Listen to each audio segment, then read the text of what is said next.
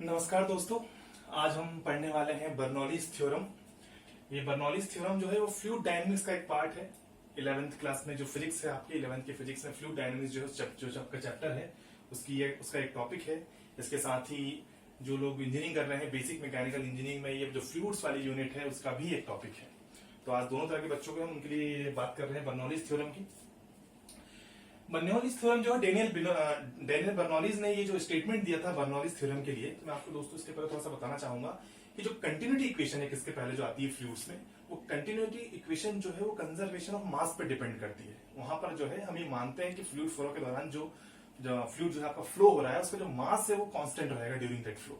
उसी तरह अगर बर्नौलीज थ्योरम की बात करूं तो ये बेस्ड है एनर्जी कंजर्वेशन थ्योरम पर। That means during that flow the energy of the fluid will remain constant.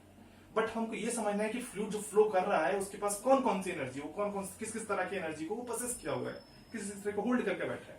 तो वही उसी के अकॉर्डिंग बर्नौलीज ने जो स्टेटमेंट दिया था, that was the total mechanical energy of the fluid. Total mechanical energy that includes pressure energy, that includes their potential energy due to elevation, that includes the kinetic energy due to motion. The sum of these three type of energy, pressure energy, kinetic energy and potential energy, which is combinedly called mechanical energy. The mechanical energy of a fluid which is flowing ideally, we consider ideally because हम ये मान रहे हैं उसका friction, उसकी viscosity, इसको हम consider नहीं कर रहे हैं, इसलिए हम बोल रहे हैं जो फ्लो है वो आइडियल होना चाहिए, जो फ्लूइड है वो आइडियल होना चाहिए। तो इनके statement the net mechanical energy of the fluid will remain constant during that flow. यही बर्नौलीज का स्टेटमेंट था। और वो एनर्जी कौन कौन सी दोस्तों, मैंने आपको बताया, ये प्रेशर एनर्जी है, ये काइनेटिक एनर्जी और ये पोटेंशियल एनर्जी भी, अगर उसके एलिवेशन में कोई चेंज हुआ है। तो इस थ्योरम को समझने के लिए हमने क्या किया, यहाँ पर एक चैनल बनाया है दोस्तों, ABCD आप देख रहे हैं। ये एक चैनल है जो इंक्लाइंड है। अगर मैं बताऊं कि कुछ सर्टेन में इसका बेस बना देता हूं, तो इस बेस से कुछ इसकी हाइट भी है। पहला जो पॉइंट था उसकी हाइट मैंने मान ली Z1, जो दूसरा जो पॉइंट था उसकी हाइट मैंने मान ली Z2।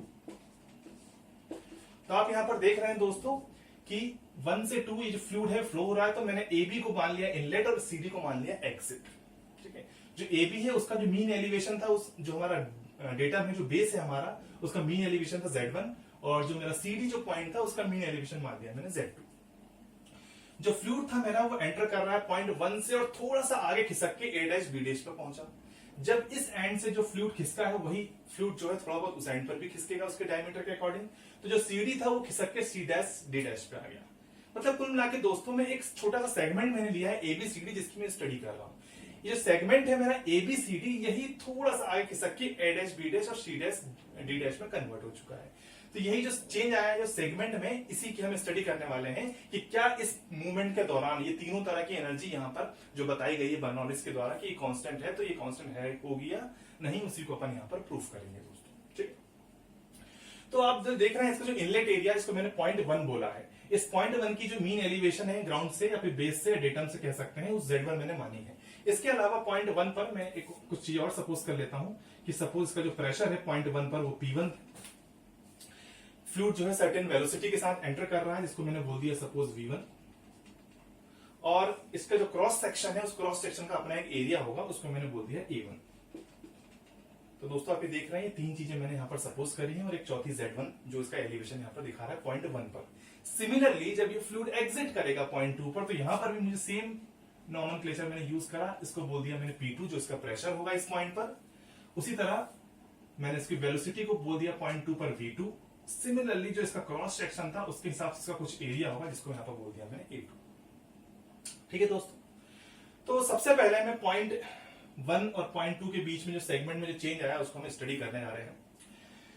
तो मैं आपको इसमें बताना चाहूंगा एक वर्क एनर्जी थ्योरम। इसके प्रूफ के दौरान मैं एक थ्योरम का इस्तेमाल करने वाला हूं, work energy theorem. Work energy theorem क्या थी दोस्तों, आप सोच रहे होंगे। वर्क एनर्जी थ्योरम ये बोलती है कि अगर आप किसी भी सिस्टम के ऊपर कुछ वर्क करते हैं तो वही वर्क उसमें kinetic energy, change in kinetic energy की फॉर्म में स्टोर हो जाता है।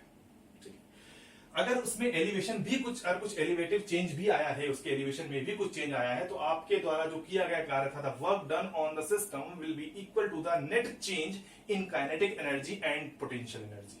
मतलब आपने जो भी वर्क डन उस फ्लूइड के ऊपर किया वो उसकी काइनेटिक एनर्जी और पोटेंशियल एनर्जी की चेंज की फॉर्म में स्टोर हो चुका है। ठीक है, तो कुल मिला के दोस्तों हमको कुल मिला के इसमें यह समझना है कि कि हमको सबसे पहले तो इसमें ये निकालना पड़ेगा कि इस फ्लूइड को फ्लो कराने के लिए हमने पॉइंट 1 पे कुछ वर्क डन किया है, ठीक है। उस वर्क डन की वैल्यू हम निकालेंगे और उस वर्क डन के कारण उसकी पोटेंशियल एनर्जी में क्या चेंज आया, उसकी काइनेटिक एनर्जी में क्या चेंज आया, उसको अपन निकालेंगे, ठीक है दोस्तों। तो सबसे पहले मैं देखना चाहता हूं कि पॉइंट 1 पर मैं कुछ वर्क करना है, work done on A B. क्योंकि ये फ्लूइड में फ्लो करा रहा हूं पॉइंट 1 से पॉइंट 2, तो फ्लूइड खुद से तो फ्लो करेगा नहीं, यहाँ पे मुझे कोई ना कोई मैकेनिज्म इंस्टॉल करनी पड़ेगी, कोई ना कोई सिस्टम लगाना पड़ेगा जो इसको फोर्स करेगा आगे बढ़ने के लिए। तो वो जो फोर्स मैं कर रहा हूं, सपोज मैंने मोटर लगा दी, मैंने पंप लगा दिया, मैंने यहाँ पे कोई पंप लगाया, वो पंप जो है वो इसको आगे बढ़ाने वाला है इस फ्लूइड को। तो उस पंप जो है कितना वर्क डन किया उसने पॉइंट 2 के ऊपर, तो उसको लिखने जा रहा हूं मैं यहाँ पे दोस्तों। वर्क डन जैसा हमको पता है होता है force into displacement. Work done is equal to force into displacement.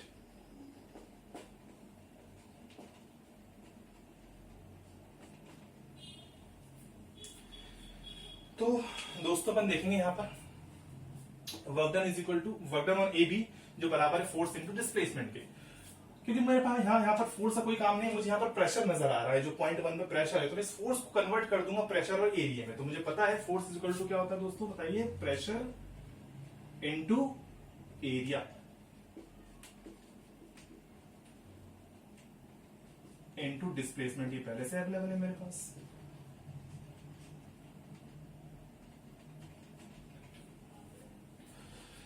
ठीक है दोस्तों, तो अब हम यहां पे देखेंगे जो पॉइंट 1 है वहां पर प्रेशर जो है मेरे पास P1 है, जो एरिया है मेरे पास वो A1 है। अब बात आती है डिस्प्लेसमेंट की, जो मैंने कहा कि ए बी पॉइंट से जो फ्लूइड है वो डिस्प्लेस होके ए डैश बी डैश तक पहुंच चुका है। तो इसने कितना डिस्प्लेसमेंट हुआ, तो उस डिस्प्लेसमेंट को हमने सपोज कर लिया DL, it is a small displacement. तो ये जो स्मॉल डिस्प्लेसमेंट है डीएल हमने लिख दिया वहां पर दोस्तों। अब यहां पर हम इसको एक इक्वेशन डालकर छोड़ देंगे। अब यहां से हम थोड़ा सा जाएंगे कंटिन्यूटी इक्वेशन की तरफ। दोस्तों हमको ये चीज पता है कि जो फ्लूइड का मास है, जितना मास किसी भी चैनल के अंदर एंटर करेगा उतना ही मास फ्लूइड के दूसरे एंड से एग्जिट करेगा, ठीक है। मतलब मैं ये कहना चाहता हूं अगर पॉइंट 1 जो है वहां पर अगर उसने m मास एंटर किया है तो जो एग्जिट करेगा वो मास भी m ही होगा। मतलब मास कंजर्वेशन कंसेप्ट का मैं इस्तेमाल कर रहा हूं, इसके मास में कोई चेंज नहीं आने वाला, ठीक है। तो दोस्तों यहां से मैं तो बताना चाहूंगा जो मास हो जाएगा फ्लूइड का, मास को मैं क्या लिख सकता हूं, डेंसिटी की टर्म में, डेंसिटी इंटू वॉल्यूम, ठीक है दोस्तों। Mass is equal to density into volume. अब हम यहां पर एक चीज देखेंगे, जो मेरी डेंसिटी इंटू वॉल्यूम को मैं लिख सकता हूं area into distance, this will be equal to volume, area into distance. अब ये जो एरिया इंटू डिस्टेंस है इसको मैंने वॉल्यूम बोल दिया। अब यहां से अगर मैं इस A1 इंटू DL की वैल्यू निकालना चाहूंगा तो वो मास अपॉन डेंसिटी, ये टर्म मेरे पास आ चुकी है। एरिया इंटू डेंसिटी को मैं लिख सकता हूं मास अपॉन डेंसिटी। इस टर्म को मैं वहां पर ऊपर इक्वेशन नंबर 1 में इस्तेमाल कर सकता हूं। तो मैं ये बोल सकता हूं कि पॉइंट 1 पर मतलब W1, क्योंकि पॉइंट 1 के लिए मैं सॉल्व कर रहा हूं इसको, तो बोल रहा हूं वर्क डन एट पॉइंट 1। तो पॉइंट 1 पे जो वर्क डन हो जाएगा वो जाएगा मेरा pressure into mass upon density, ठीक है दोस्तों। डेंसिटी और मास इन दोनों मैंने नंबरिंग नहीं करी, मैंने आपको ये चीज बताई अभी जस्ट कि जो मास एंटर कर रहा है वही एग्जिट कर रहा है। दूसरा, इसमें जो फ्लूइड फ्लो कर रहा है वो एक आइडियल फ्लूइड है, और आइडियल फ्लूइड वही होता है जिसकी डेंसिटी चेंज नहीं होती। अगर आपने उसमें कोई वर्क डन किया है, कुछ उसमें कोई प्रोसेस की है, तो उसकी डेंसिटी नहीं बदलनी चाहिए। अगर उसकी डेंसिटी नहीं बदल रही है इसका मतलब वो एक आइडियल फ्लूइड है। तो इसके कारण से यहाँ पर मैं m और रो को सिंपली लिखूंगा, इसमें कोई 1 या 2 जैसी कोई टर्म इस्तेमाल नहीं करूंगा। तो ये मेरे पास वर्क डन मिलेगा मुझे पॉइंट ए बी पर। कहां पर मिला है दोस्तों, पॉइंट ए बी पर ये वर्क डन मिला है। सिमिलरली ऐसे ही कोई वर्क डन पॉइंट 2 पर भी होगा, जो सेगमेंट था वहां पर भी यही वर्क जाके आगे बढ़ेगा, और यही सेम कुछ वर्क डन जो है पॉइंट 2 पर होगा। तो अगर मैं पॉइंट 2 पर निकालूं तो work done on C D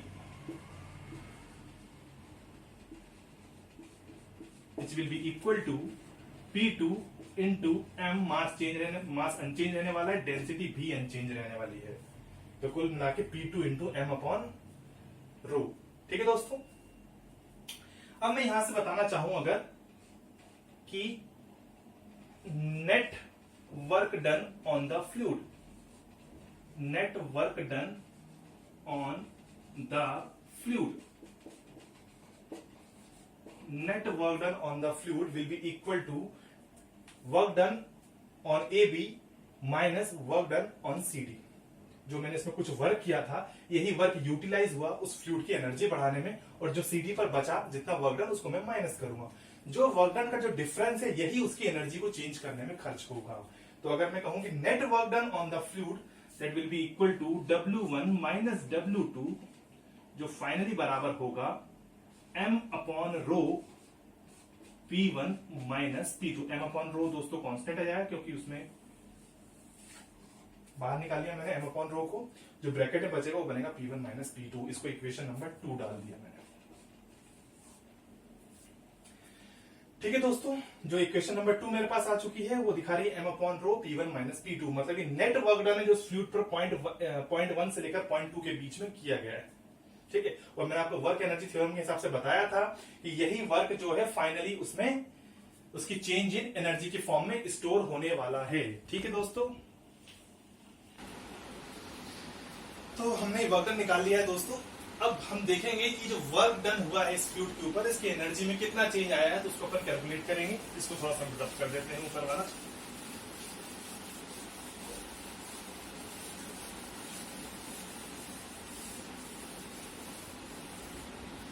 ठीक है दोस्तों, हम देखेंगे यहां पर इस वर्क डन के कारण इसकी काइनेटिक एनर्जी में क्या चेंज आया। तो हम देखेंगे change in kinetic energy, change in kinetic energy of fluid, kinetic energy of fluid. तो ये दोस्तों हो जाएगा हमारा kinetic energy at point B minus kinetic energy at point A. अब यहां पर दोस्तों आप सोचेंगे कि मैंने यहां पर जब नेट वर्क डन निकाला था तो पॉइंट 1 माइनस 2 किया है, और यहां पर 2 माइनस 1 क्यों कर रहा हूं। तो आपको बताना चाहता हूं कि जो वर्क डन हुआ पॉइंट 1 पर, वही कुछ वर्क डन होने के बाद बचा पॉइंट 2 पर। तो अगर नेट चेंज की बात करूं, पॉजिटिव नेट चेंज की बात करूंगा तो 1 माइनस 2 होगा। लेकिन आप देखेंगे इस वर्क डन के कारण जो पॉइंट 1 पर काइनेटिक एनर्जी थी उससे कहीं ज्यादा हो चुकी है पॉइंट 2 पर। तो इसलिए इसकी जो एनर्जी है उसमें इंक्रीमेंट हुआ, लेकिन जो वर्क डन था उसमें डिक्रीमेंट हुआ। तो वर्क डन में डिक्रीमेंट हुआ इसलिए मैंने इसको 1 माइनस 2 इस्तेमाल किया है, लेकिन एनर्जी इसमें इंक्रीमेंट हुआ इसलिए इसको 2 माइनस 1 की तरह अपन यूज करेंगे। तो काइनेटिक एनर्जी दोस्तों आपको पता है हाफ mv स्क्वायर अपन ने पढ़ रखा है, हाफ मास इंटू वेलोसिटी का स्क्वायर, तो उसी को हम इस्तेमाल कर रहे हैं। तो 1/2 बाहर रहेगा, मास में आपको बता ही चुका हूं दोस्तों ये कांस्टेंट रहेगा, कंजर्वेटिव। तो हमने कहा 1/2 मास जो है कांस्टेंट है, तो ये मैंने बाहर रख दिया है। जो चेंज होगी 1 से 2 में वो होगी इसकी वेलोसिटी। तो पॉइंट 2 पर जो वेलोसिटी है उसको मैंने v2 माना है, तो v2 square minus v1 square, this is called equation number 3। हमने निकाला change in kinetic energy, half mv square लगाया दोस्तों 2 माइनस 1। 2 पर जो है काइनेटिक एनर्जी ज्यादा थी, 1 पे कम थी, इसलिए हमने इसको 2 माइनस 1 कर दिया। सिमिलरली क्योंकि यहाँ पर एलिवेशन चेंज भी हुआ है, तो हम निकालेंगे change in potential energy of fluid, change in potential energy. तो सिमिलरली दोस्तों हमको पता है पोटेंशियल एनर्जी होती है mgh। यहां पर हमने एलिवेशन को z की तरह यूज किया यहां पर, तो mgz बोलेंगे हम इसको। तो 2 से 1 में क्या चेंज आया दोस्तों, तो मास तो कांस्टेंट है, ग्रेविटेशन एक्सेलरेशन दोस्तों कांस्टेंट है, सिर्फ जो चेंज हुआ है वो इसका एलिवेशन चेंज हुआ है, z2 माइनस z1। इसका एलिवेशन बढ़ चुका है तो हमने पॉइंट 2 को z2 माइनस z1 कर दिया यहां पर दोस्तों। इसको मैंने दे दिया इक्वेशन नंबर 4। ठीक है दोस्तों, अब यहां पे अगेन मैं वर्क एनर्जी थ्योरम का इस्तेमाल कर रहा हूं, जो क्या बोलती है, the net work done will be equal to net change in kinetic energy plus potential energy. जितना भी वर्क डन इस फ्लूइड के ऊपर किया गया है वो उसकी काइनेटिक एनर्जी और पोटेंशियल एनर्जी को चेंज करने में खर्च हो गया है। ये इक्वेशन हमको ये बता रही है, वर्क एनर्जी थ्योरम से हमने निकाली ये इक्वेशन। अब इसको मैं जो इक्वेशन नंबर 1, 2 और 3 से, सॉरी 2, 3 और 4 से जो डेटा है मेरे पास उसको यहाँ पर फीड करने जा रहा हूं। तो नेट वर्क डन मेरे पास है m upon rho P1 minus P2 is equal to net change in kinetic energy मेरे पास है half m v2 square minus v1 square plus net change in potential energy मेरे पास है mass into gravitational acceleration z2 minus z1। अब दोस्तों आप देखेंगे दोस्तों कि मास यहां पर भी है, मास यहां पर भी है और मास यहां पर भी है। इस मास को इस मास को इस मास को ये तीनों आपस में कट गए, वहां से कॉमन आया और इससे कट गया। यहां पर मेरे पास डेंसिटी बची है। अब इस इक्वेशन को मैं थोड़ा सा सिंप्लीफाई कर रहा हूं, तो इसमें आप देखेंगे जो 1 वाली टर्म है उन सबको मैं एक साथ लेके आ रहा हूं, जो 2 वाली टर्म है उसको दूसरी तरफ पहुंचा देता हूं। तो मुझे क्या देखने को मिलेगा यहां पर कि P1 अपॉन रो प्लस ये 1 वाला पार्ट यहां पे जाएगा 2 लेके अपना v1 square upon 2 plus g into z1 is equal to P2 upon rho plus v2 square upon 2 plus z2। ठीक है दोस्तों, जितनी 1 वाली टर्म्स थी, मतलब जो इनलेट वाली टर्म्स थी उन सबको मैंने एक तरफ कर दिया है, जो एग्जिट वाली टर्म्स थी उन सबको दूसरी तरफ कर दिया है। तो उसी को मैं थोड़ा सा और सिंप्लीफाई कर रहा हूं, मैं g कॉमन ले रहा हूं दोनों इक्वेशन दोनों तरफ से। तो इक्वेशन कुछ इस तरह की हो जाएगी p upon rho g plus v1 square upon 2g plus z1 will be equal to p2 upon rho g plus v2 square upon 2g plus z2। यहां पर g था दोस्तों, मैंने छोड़ दिया, यहां पर z2 बचेगा। This is basically known as Bernoulli's theorem. Inlet पर तीनों एनर्जी का सम, तीनों एनर्जी कौन सी दोस्तों देखा आपको, that is pressure energy, that is kinetic energy and that is potential energy. तो हम देखेंगे कि यहां पर निकाल लिया हमने कि पॉइंट 1 पे जो तीनों हेड्स हैं, प्रेशर हेड, काइनेटिक हेड और पोटेंशियल हेड, तो all 3 heads at inlet will be just equal to sum of all 3 heads after exit. ठीक है दोस्तों, अब इसको फाइनल फॉर्म में दे रहा हूं, इनको थोड़ा सा रफ कर दूं यहां से। तो जो फाइनल इक्वेशन जो हम बोलते हैं कि क्या हो सकती है, ये फाइनल इक्वेशन हो जाएगी finally the pressure head P upon rho g, the kinetic head which is called V square upon 2g and the potential head is equal to Z, जो Z है आपका, that all will remain constant. यही दोस्तों हमारी Bernoulli's theorem थी कि all the 3 energy, all the mechanical energy which includes pressure energy, kinetic energy and potential energy, the sum of all the three energies of the fluid during any ideal flow will remain constant। यही Bernoulli's साहब का statement था और वही हमने यहाँ पर लाकर इसको प्रूफ कर दिया है। Pressure head, kinetic head, potential head, तीनों ही हेड का जो सम है वो कांस्टेंट रहेगा, चाहे वो A से B जाए, चाहे B से C जाए, चाहे वो C से D जाए, मतलब इस चैनल में जितना भी फ्लो होता रहेगा ये तीनों एनर्जी कांस्टेंट रहेगी किसी भी पॉइंट पर। That is called Bernoulli's theorem.